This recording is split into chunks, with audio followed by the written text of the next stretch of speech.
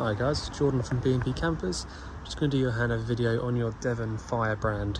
It's based on a 2007 Peugeot Boxer and the paint colour is Fiat White 249.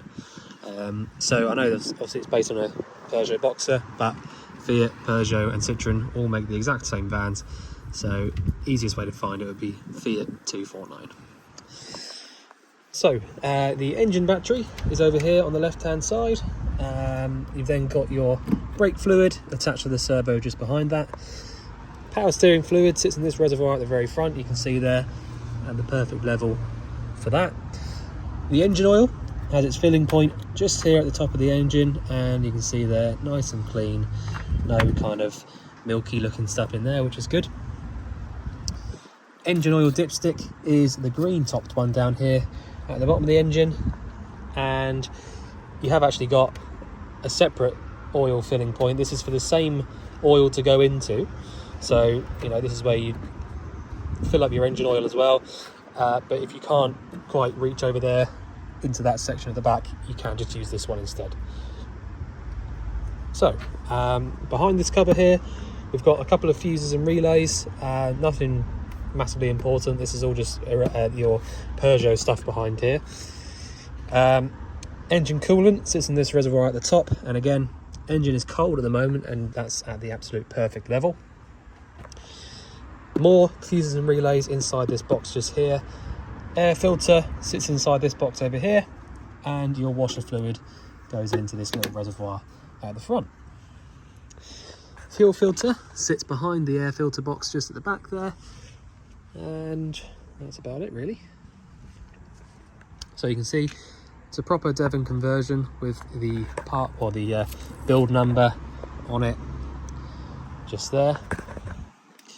Diesel filling point is just inside this little flap just here on the near side front. Inside the passenger door there's not normally much to show, but I will just show you. You've got some storage space underneath both of these seats, and your jack and wheel brace kit is just there underneath the driver's seat.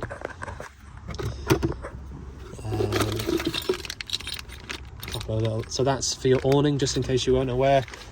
If you ever wanted to fit, because it looks like a relatively new awning to me, if you ever wanted to fit these little feet just here, these go onto the actual van itself so that you can put the feet into these slots, then you can do that. This has got all the bits and pieces for doing that job if you ever wanted to do that. You don't have to do that, it's just that if you don't have anywhere to put the feet outside on the floor, then it does help to put them in there. Keeps it a little bit more stable. I will get onto the inside of the van in just a minute so that I can show you everything in a bit more detail, but I'll just carry on the outside for now. So just down here underneath the sliding door we've got your fresh and your wastewater drain off points. So the one on the left hand side is your fresh water drain, the blue one is always fresh, and the grey one is your wastewater. So anytime you want to drain out the water, you just come to here on this near side.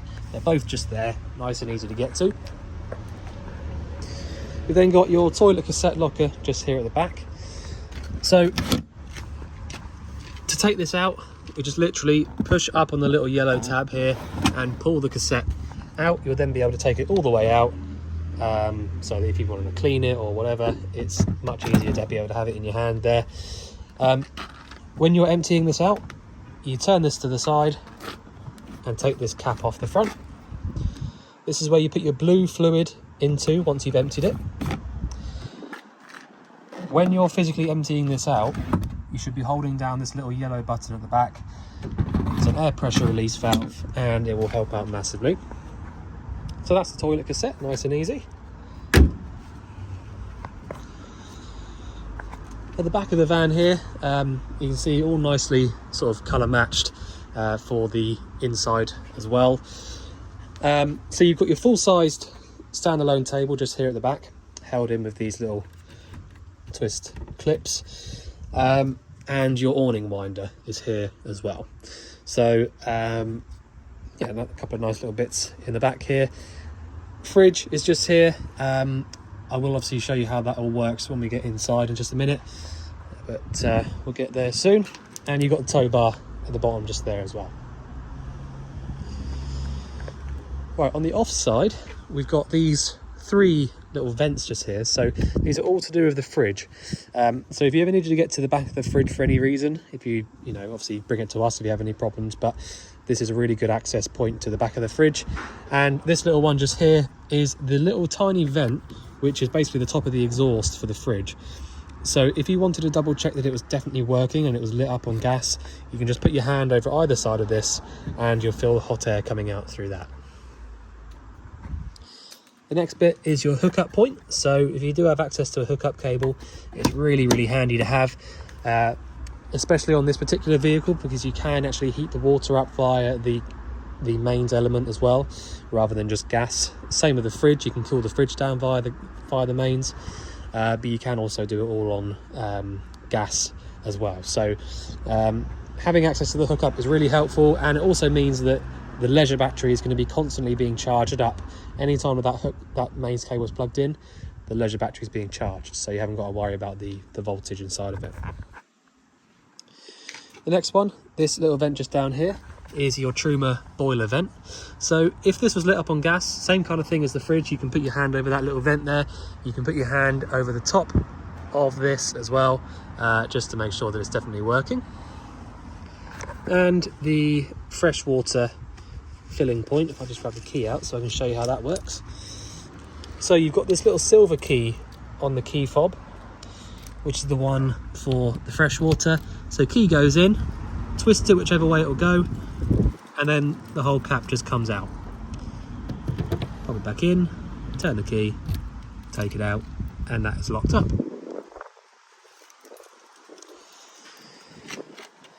So just jump in the cab now. Okay, so in the cab, it's nice and straightforward in this particular one, I must admit. So it's all nice and original. So you've got the factory fitted Peugeot head unit up there. Hazard warning lights from this center switch. All of your heater controls are just underneath there as well. You've got 12 volt power at the cigarette lighter socket and just down here as well. You've got the 5-speed manual gearbox where reverse is lift up and over to the top left hand side. Your lights and indicators are on this left hand stalk just here. Washers and wipers on the right. You've got your electronic adjustment for the mirrors, wing mirrors. So you just choose which mirror you want to move and then move this around like a joystick basically to get them to move. And your electric windows. In this cab you have got the blinds, so the full blinds in the front here, so that you can completely close off the cab as well as just the back end. These side ones are really simple, but the front ones are a little bit more tricky if you haven't done them before. So you've got these 2 little buttons that you need to push, one down, one up, and that will then release the whole thing. All you have to do from there, easier with 2 hands really, all you've got to do from there is meet both of them up in the middle, making sure that you get this in the middle there so it doesn't get in the way of that. But meet them both up in the middle, and they've got a magnetic strip running down it, so they'll hold themselves in the middle. Yeah, I mean, it doesn't take you 2 minutes to get the hang of that, but just thought I'd show you how that works. So you have also got the main fuse box is just behind this little cover just here. So 2 screws to take that out, and your OBD reader is in there as well. You've got your steering column adjustment just here, and the bonnet release handle just here.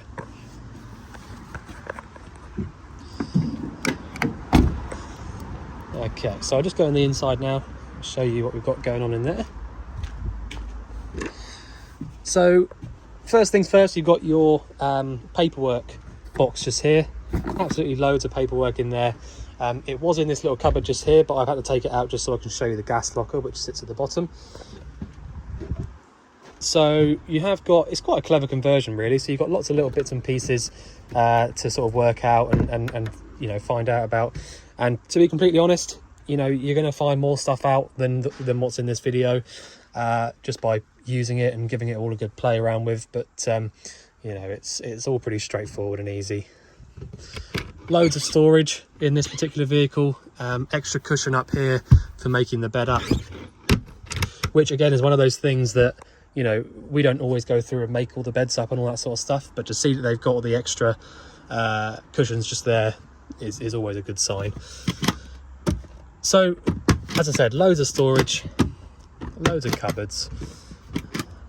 Just seeing if there's anything I need to show you in those cupboards there. Right, so the first thing really is going to be this PMS, or power management system.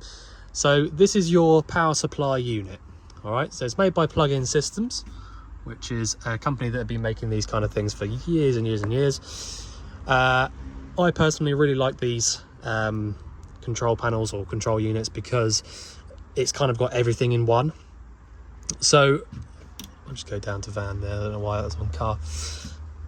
So yeah, I mean, this one here has essentially got the battery charger as part of this unit on the back. Your mains trip switches under here, fuses for individual appliances that are 12 volt, and your battery selector, all that sort of stuff. So it's all on here, but it's also very, very simple. So this little switch just here, the red switch, is for if you're hooked up on the mains and you've got this in the on position, you should have it lighting up red. And that'll basically be telling you that the charger is working and charging up whichever battery you've selected it to work on. So speaking of which, you've got your battery selector switch just here. Now, you would have just noticed me just then change it from car to van.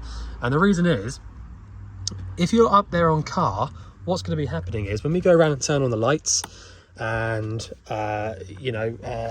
use the ignition for the fridge or use this 12 volt socket just here, all of that power is going to be being drawn from the vehicle battery, the car battery.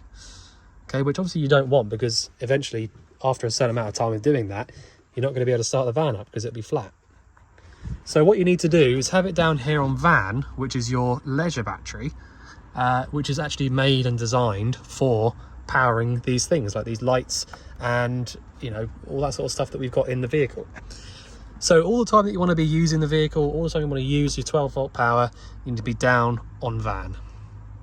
Next door to that, we've got the pump on and off switch, which, as you can probably imagine, gives power to the pump, turns the pump on and allows you to draw the water through to the sink. Just quickly again, on this battery selector one, I would also point out that because these are both wired in, so you've got wires coming to the switch for both car and van and leisure battery. If you had the hookup plugged in, the only real reason that they give you this option is that if you have the hookup plugged in, and say for example the engine battery was completely flat and you wanted to sort of jump start it, you can, in this particular case, go up to the top to car, and what that will do is it will take this hookup power supply, the charge supply, and send it to whichever battery you select here.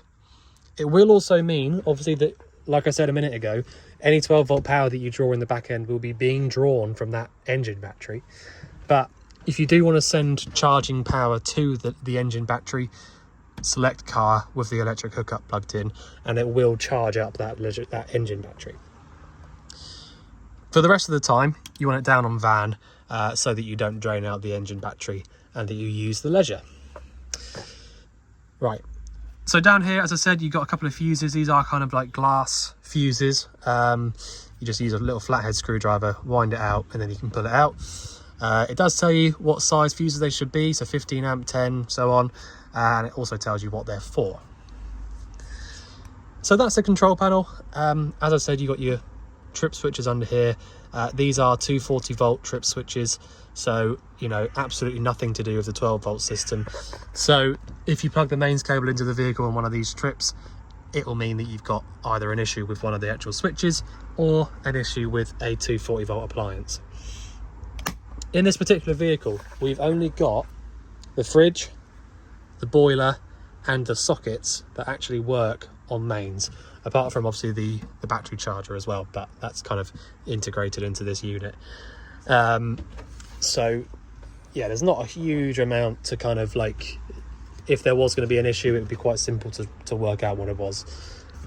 As it stands, the hab check went straight through, no issues whatsoever. Really, really nice fan, and you know, always a good sign that it's been well kept. Next to this, we've got a couple of things. So the heating system on this vehicle is diesel only. So this is an e-dispatcher diesel heater. Now this would have been fitted from standard. A lot of the kind of van conversions have these diesel heaters, mainly because it doesn't need a huge, great big heating system that works on gas and electric and all that, because it's such a small vehicle. So it doesn't really, it's not necessary to have a massive, great big heating system. The diesel heaters are also very, very efficient and use diesel from the actual fuel tank. So it's all just very, very simple, nice and easy. And I'll show you how to use it from the switch here, which is, you know, just as easy as all that. So if I press this button down here at the bottom, you probably can't tell on the video there, but that's blue. If I turn this up now, what's going to start happening any second now is we get cool air pumping out from that little vent just there. So the button at the bottom that lights up blue is just literally cold air. So if you want a little bit of cold air rushing around the vehicle, press this button here. Otherwise, if you want heating, press the top one, you'll get a red light, and depending on how warm it is outside, you might have to turn this dial all the way to the very, very top to get it to start going. So today it's probably about 20 degrees, so the thermostat, wherever it might be for this, might even be on this actual controller, will be sensing that it's, you know, the temperature. And so if you turn that switch on there, get the red light to come on it, and it doesn't actually start up and do anything, it's probably because you haven't turned it up quite high enough to get it going. If it's so hot outside that it doesn't think it needs it at all, it just will not work. Okay, so say if it was 30 degrees outside, I know that obviously you wouldn't use the heater, but if you try to use the heater, it just won't do anything because it will just basically say no. So there you go. So from there, you just leave it alone. After about sort of 30-40 seconds or so, you will hear a slight ticking noise outside. The ticking noise is just literally the diesel being drawn from the tank in little bursts, basically. So yeah, that's all that is. Nice and easy. Super reliable little unit, and actually a lot of the time, whether it be e-dispatcher, which this one is, or Webasto, they're the two main people that make these diesel heaters. They're mainly for boats and lorries, for like overnight heaters in lorries. So, you know, very, very reliable systems. Otherwise they wouldn't use them in the lorries and things. So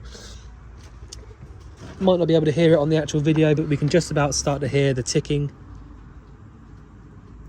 coming from the vehicle now. And so once you've started to hear that ticking noise, you know, pretty soon after that, you're going to start getting some hot air pumping out from here. It's already starting to get a bit warm already, so that's working absolutely perfectly. So I'm actually going to turn that off now because I don't really need to use it. I don't want to use any more diesel up. And that's it. That's the heating completely turned off. If you want to heat the water up, you look at this little section down here. So assuming that you've got the mains hookup plugged in, you can heat the water up from this little switch just here. It will light up red if the hookup's actually plugged in, and that's all you have to do. You just leave that alone then, and then after about half an hour to an hour or so, you'll have hot water at your taps. If you don't have the electric hookup plugged in and you have the gas on, you can use it from this dial just here that says Ultra Store. Turn it once to the right. The boiler, as you probably just heard there, will light up, and then you select your temperature. So the temperature goes from 30 to 70, and that is literally just the degrees that you want the water to be. All right, so gas for the boiler for the hot water, electric for the hot water, diesel heating. Right, the other thing I need to point out when we're talking about the hot water side of things, the heating's separate, you haven't got to worry about that. But when we're talking about the hot water, if I just have a little look. So basically, something that's really important before you start trying to light the boiler up to get the hot water coming through and all that, you do first need to make sure that you've actually got water in the boiler. And to do that is really, really simple, but I just need to have a little look. Not down there. It's not in here either, so must be underneath here. So if I just pull this bed out a sec, I was going to pop the camera down for 1 second whilst I pull this bed forwards. Okay. So, if I could actually lift it up. Oh, right, I'll have to push the bed back. Right, I don't actually need to show you it, but basically there will be a boiler drain valve or a dropout valve. And what that boiler dropout valve does is it doesn't allow any more water to go into the boiler. So in order to make sure that the boiler is actually full, it's really simple. All you have to do is make sure that your pump is switched on, and then make sure that you've got water in the tank, which at the moment we don't really have any water in the tank. So when I do this, if I just show you now, I lift up the tap on the hot side and then over to the cold, and then when I turn the tap off, the pump should turn itself off like it just has there. So in doing that, proves to us that there's water in the boiler.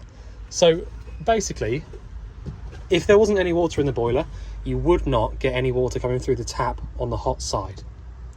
So just doing that proves to you that you've got water in the boiler, and then means that you can just go through and use it as you want to. Going by where the boiler vent is outside, I would be pretty confident that the boiler sits just down here behind this seat, and there'll be a little dropout valve for it in there. But with one hand at the moment, with the camera in my hand, I can't actually pull the bed out of the way to look. So if I lift this up a sec. Yeah, so the boiler's down here. So the little yellow tab just there is the boiler dropout valve. And all you have to do to drop the water out of it is lift it upright so that it's facing up rather than horizontal. I'll just drop that down. The only reason that you would ever drop that water out from the boiler is if you were going to be leaving the van sort of outside over winter. So essentially what you don't want to happen is the water inside that boiler to freeze. Only really because what will happen is if it's all pressurized and the water sort of freezes and expands, all the pipes will just crack and get splits in them and eventually start to leak. So it's just really important, if you're going to leave it over winter, just make sure that you drop that boiler out before you do that. It's also a good idea, to be fair, to make sure that you've dropped all the water out of your tanks outside there, and also to leave the turn the pump off, leave the tap in the open position like that, so that if it does freeze up inside this spout here, it will freeze up and come out rather than freezing up inside the cassette. Okay, so that's the control panel and pump boiler system. So in this main wardrobe just here, if I open this up, we have got your gas locker down here. So proper metal lined lid for this locker, and metal lined locker. So you've got a Truma regulator on the side just here. This is what you call a bulkhead regulator, which means that it meets up to the standards nowadays and for the standards that it was built on. So all you need to know really is that you've got a valve on the top of the bottle just here. So anti-clockwise round to the left is turning the bottle on, and clockwise round to the right will be turning the bottle off. You need to make sure that you turn the bottle off before you start driving. That's absolutely essential. And also that, just make sure that this bottle's secure. It's not going to fly around everywhere when you're driving. You've got the strap around it, which we do at the moment. On the actual regulator itself, you haven't got to do anything with that. You just literally leave it as it is and allow the gas to go through. You don't have to turn this valve just here. This is just for when we're testing. And when you come to replacing this bottle, you just need to undo this big nut just here, pop the new bottle in and pop the nut back on. You may, depending on what bottle you get, you might have to take this little piece off just here as well, but when you take this nut off, you'll see that it just literally screws off the top of the bottle. So I will leave that on just for a minute, but this basically just closes down and locks into place. Okay, I will also just point out, I've just seen, which I thought was a real bad thing at first, there's a wire going down into the gas locker. All right, that runs down and will probably go to an aerial because it's a aerial socket, not a 12-volt socket, so there is no power running through that cable, so that's okay. Right, so you've got a couple of sockets just up here. So you've got a 12-volt socket and a 240-volt socket, as well as obviously your aerial point. So you could put a TV up here if it will fit in the gap, obviously. So now that we've got the gas on, we can then go ahead and use any of the gas appliances. Obviously, as I said, you've got the boiler here on the gas, like that, nice and easy. You've got your 2-burner hob, so the gas comes through. When you push this button in, the gas will come through, and you've got what's called a piezo igniter to light them up. So I'll just show you how that works. So that's how you light up either of these hobs. They both work in exactly the same way. Now, if you can do it with one hand, it's a bit awkward to do it with one hand sometimes, but there you go. Underneath there, we've got your oven slash grill.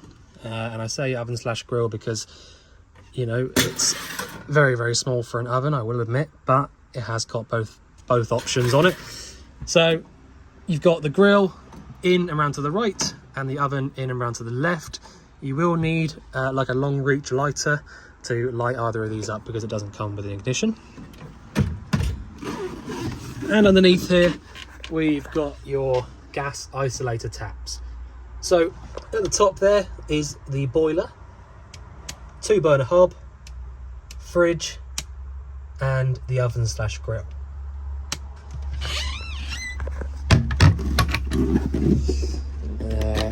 Cutlery drawer in here.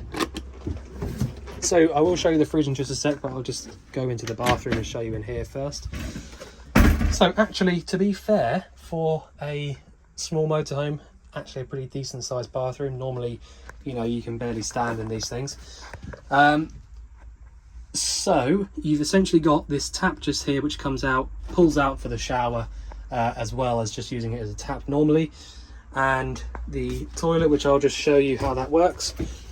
So you've got on the side here a little grey handle. Now that grey handle, basically all it does is it allows whatever's inside the bowl there to go into the cassette.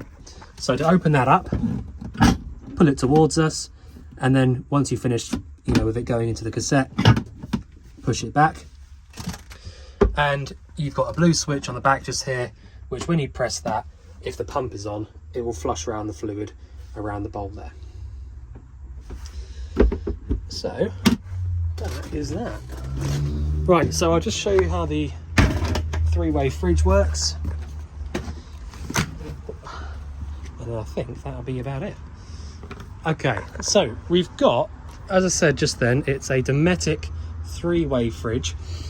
So works 3 different ways, hence the name. So you've got the red switch on the left hand side just there, which is for when you're driving. The green switch next door to it, which is when you've got the electric hookup plugged in.